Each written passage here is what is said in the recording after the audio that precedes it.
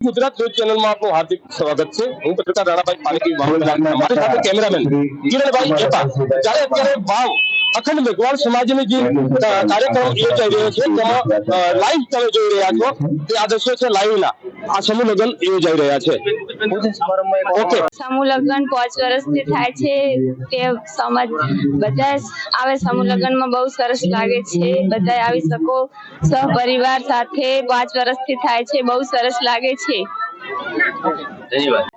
આના માટે વાવ અને થરાદ ખાતે સમાજના બંધારણની મીટિંગો થઈ છે અને એ મીટિંગો મુજબ આપણે સુઈગામ તાલુકાની મીટિંગ કરવાની બાકી રહી છે। સુઈગામ તાલુકો જો એ તૈયાર કરી અને આ બંધારણને જો ગ્રાહ્ય રાખતો હોય, એમાં જે વાંધા સૂચન હોય એ પ્રમાણેના વાંધા સૂચનો જો આપે અને પછી જે બંધારણ છે એ બંધારણને અમલવારી થાય તો આપણી આ સંસ્થામાંથી જ અમલવારી થાય।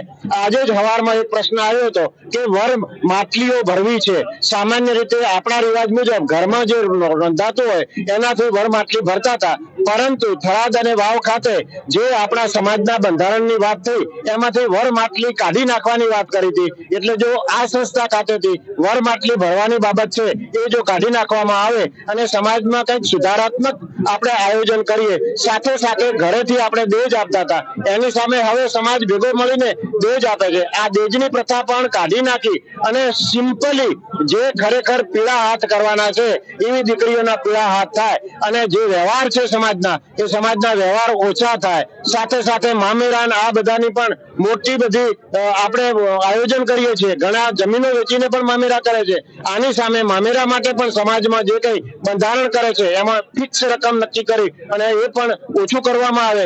આવું કંઈક સમાજનું જો આપણે કંઈક સુધારાત્મક કામગીરી કરી શકીએ તો આજે સમૂહ લગ્ન નું આયોજન કર્યું છે એ પણ થોડુંક લેખે લાગશે અને હવે પછી આગામી સમયમાં આ પ્રમાણેના સુધારા સાથેનું આપણે કામ કરીએ એવી આપણે અપેક્ષા રાખીએ છીએ। સમાજ બહુ મોટો છે અને સમાજ બહુ સાથે મળીને કામ કરે છે અને સમાજનો હું આ સાથે ખૂબ ખૂબ આભાર માનું છું। ત્રણેય તાલુકાનો ખૂબ ખૂબ આભાર માનું છું। ધન્યવાદ।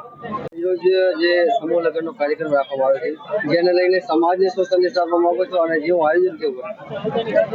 આજ રોજ અખંડ મેઘવાળ સંસ્થા વાવ ખાતે વાવ થરાદ અને સુઈગામ તાલુકાના રોહિત સમાજ એટલે કે મેઘવાળ સમાજના જે સમૂહ લગ્ન આયોજન કરવામાં આવેલ છે, તો પ્રથમ તો હું લગ્ન સમિતિ કે જે લોકોએ આટલું બધું આયોજન કરેલું છે તેઓને હું નતમસ્તક અને વંદન સાથે અભિનંદન પાઠવું છું।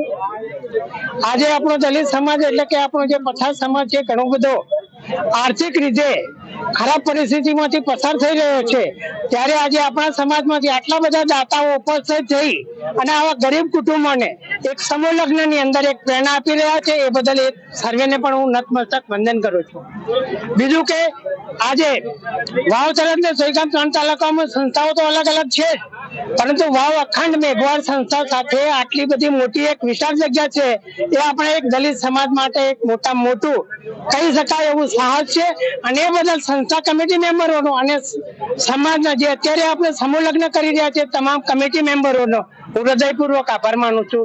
બને ત્યાં સુધી આવા ઓછા ખર્ચામાં સાથે સાથે મારે એક નમ્ર વિનંતી છે કે જ્યારે આ સમાજના ગરીબ બાળકોને અત્યારે આપણે સમૂહ લગ્નમાં લગ્ન કરાવતા હોઈએ ત્યારે મહેરબાની કરીને તમે બીજા કોઈ રિવાજો કરીને ખોટા ખર્ચામાં ના ઉપસ્થિત થાઓ અને શક્ય બને તો તમે કોઈ પણ સમાજની વાડીમાં આપો, પણ સમાજના માટે અને શિક્ષણ માટે આપણે બધા કાર્યરત રહીએ એવી મારે સર્વેને નમ્ર વિનંતી છે।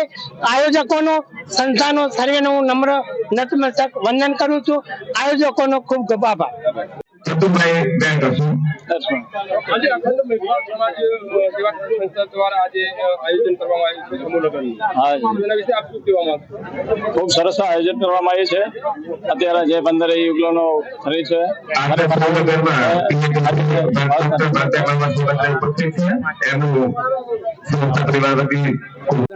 યોજાયેલ છે અખંડ મેઘવાળ સમાજ દ્વારા, એ બહુ સરસ છે। આવી નવી પ્રગતિ કરે સમાજમાં અને જે આ રીતિ રિવાજ પ્રમાણે ચાલે છે ને એ જ સારું છે, પેલા જે કરે એના કરતા સારું છે। તમારું નામ શું છે? મારું નામ યોગેશ કુમાર પરમાર, એરિયાના। બરોબર। સમાજ જે અહીંયા જે સંસ્થામાં જે જમવાની વ્યવસ્થા છે કેવી છે અને આયોજન કેવું છે? એ બહુ સરસ છે। લોકોને તમે શું સંદેશો આપશો? લોકોને સંદેશ કે સમૂહ લગ્ન જ સારું રહે પેલા કરતા, બધું સરસ છે।